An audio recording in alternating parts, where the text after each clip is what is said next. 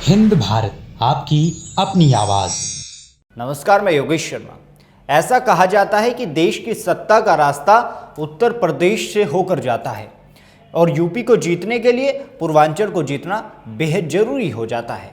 इसी फॉर्मूले से लगातार 2 लोकसभा और 2017 के विधानसभा चुनाव में सबसे ज्यादा सीटें हासिल करने वाली बीजेपी मिशन 2020 के लिए पूर्वांचल में पैठ बनाने की कोशिश में है। इसी के मद्देनजर प्रधानमंत्री नरेंद्र मोदी अगले 5 दिनों में 2 बड़े कार्यक्रम कर पूर्वांचल में चुनावी माहौल बनाने की कवायद करेंगे। तो देखिए कैसे बीजेपी पूर्वांचल को साधने की पुरजोर कोशिशें कर रही हैं। किसान आंदोलन और लखीमपुर खीरी कांड के बाद से पश्चिमी यूपी, तराई बेल्ट और अवध के इलाकों में सरकार के खिलाफ माहौल गर्म है। वहीं पूर्वांचल बीजेपी का अभी भी मजबूत गढ़ माना जाता है, जिसकी सबसे बड़ी वजह पीएम नरेंद्र मोदी का वाराणसी से सांसद होना और गोरखपुर से सीएम योगी आदित्यनाथ का होना है। तो ऐसे में पूर्वांचल में 5 दिन के अंदर ही प्रधानमंत्री नरेंद्र मोदी अपने 2 दौरों के जरिए बीजेपी के चुनावी अभियान का आगाज करेंगे।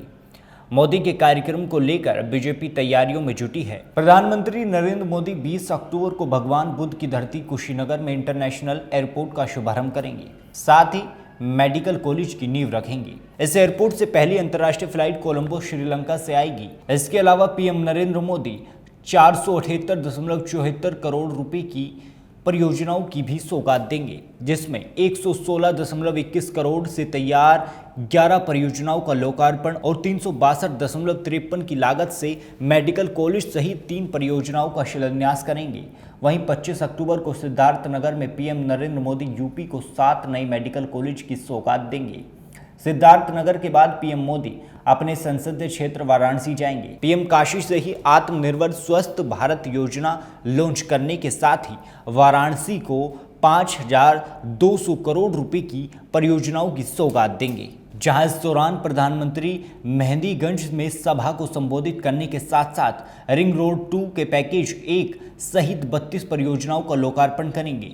यूपी में चुनाव की तारीखों के ऐलान से पहले प्रधानमंत्री नरेंद्र मोदी की पूर्वांचल में करीब 6 जनसभाएं कराने के रूप की रेखा खींची गई है। प्रधानमंत्री इस दौरान विकास की सौगात देंगे। साथ ही केंद्र व राज्य सरकार की उपलब्धियां गिनाकर मिशन 2022 को सफल बनाने की अपील करेंगे। गोरखपुर के खाद कारखाना मैदान में जनसभा प्रस्तावित है।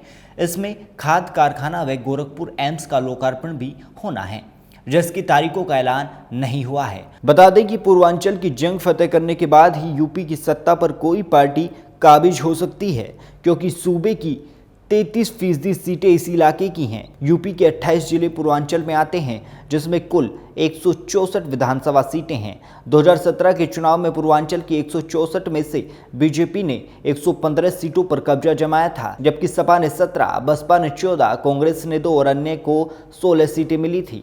हालांकि पिछले 3 दशक में पूर्वांचल का मतदाता कभी किसी एक पार्टी के साथ नहीं रहा है। वो एक चुनाव के बाद दूसरे चुनाव में एक का साथ छोड़कर दूसरे का हाथ पकड़ता रहता है। यही वजह है कि बीजेपी 2022 के चुनाव में अपने गढ़ को मजबूत करने में जुट गई है। पूर्वांचल में बीजेपी ने अपने समीकरण को मजबूत बनाए रखने के लिए जाति आधारित पार्टियों के साथ भी गठबंधन कर रखा है।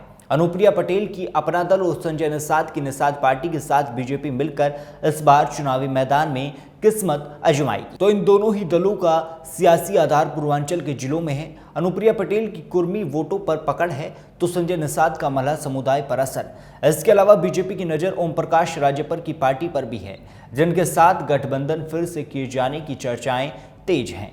इसी तरह पूर्वांचल के सियासी रण को बीजेपी ने मजबूत कर रखा है। फिलहाल इस खबर में इतना ही। देश दुनिया की तमाम खबरों के लिए जुड़े रहें हिंद भारत के साथ। देश दुनिया की तमाम खबरों के लिए देखते रहें हिंद भारत। लाइक, सब्सक्राइब और शेयर करना ना भूलें।